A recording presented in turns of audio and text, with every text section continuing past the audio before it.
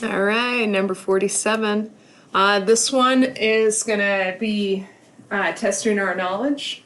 I think every one of these sections tests our knowledge about previous sections. There's nothing new except for 8.1 rotational quantities, figuring out how to translate from linear or translational to rotational quantities or rotational quantities to linear quantities. So the thetas, the omegas, the alphas, the i's, those are all new things, right? But the concepts aren't new. The concepts themselves are from previous chapters. So this is a really good chapter to be like the second from the end, okay? So this is good stuff, okay, to recall and remind. Again, every chapter in chapter 8 except for the first, I think, two are referring back to like chapter 3, chapter 4, chapter 5, chapter 6, which is energy, and then chapter 7, which was momentum. And so chapter 4 was Newton's laws, and chapter 3 was projectile motion or constant acceleration.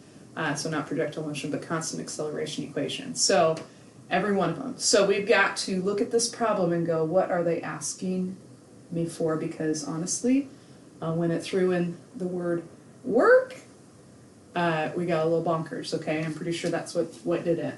So I'm getting flashbacks of being on the wheel, right? I think it's a wheel, right? I'm usually the one sitting holding on to the bar while they're spinning me going really fast, although I spent some time in the middle trying to balance while it's fun. I failed a lot. So anyway, so what we've got is mass, 1640, radius, 7.5, and they talk about how much work is required, right? To get it from an initial angular velocity of 0 up to 1 rev per 8 seconds. I think that's pretty fast, especially with the 7.5 meter radius, okay? That's 7 big steps, okay? So what we've got, there's two types of work. Well, not two types of work, or two things we did work for. Work was this force applied over this distance, and it was parallel with it. But we also had work related to energy, okay?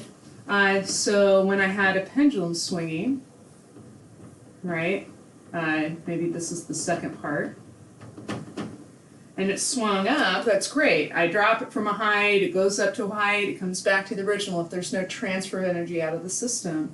But if I apply a push, a work in, right, I'm going to get more energy into the system. Work is that transfer of energy into a system. So I start out with 0 energy, right? 0 kinetic energy, and then I will have some kinetic energy.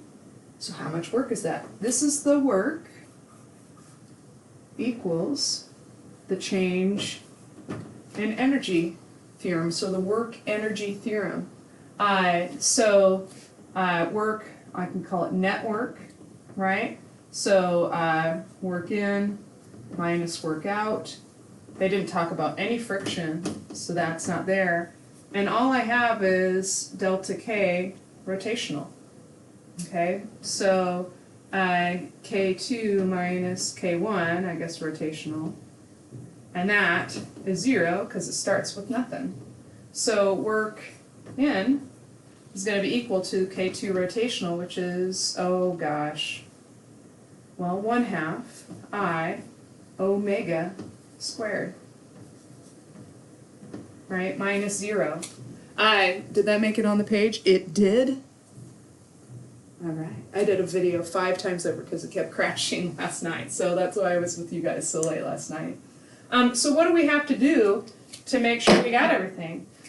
You're going to have to find this for a solid cylinder. What does that equal? There's some factor here, mr squared. We've got the m and the r.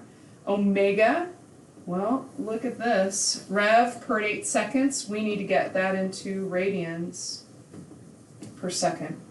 And then once you've got those conversions, you should be good to go. I hope this isn't too far from your thought. I know it's 2 chapters away, right? Chapter 6. But remember that push of a pendulum adds energy to the system, right? If I do work in, it goes higher and it swings back and forth higher. So if I'm going to get this going, I'm going to change its energy. I've got to add work into the system. And all they asked for was a big blocky work, and that's in joules, okay? I hope that helps.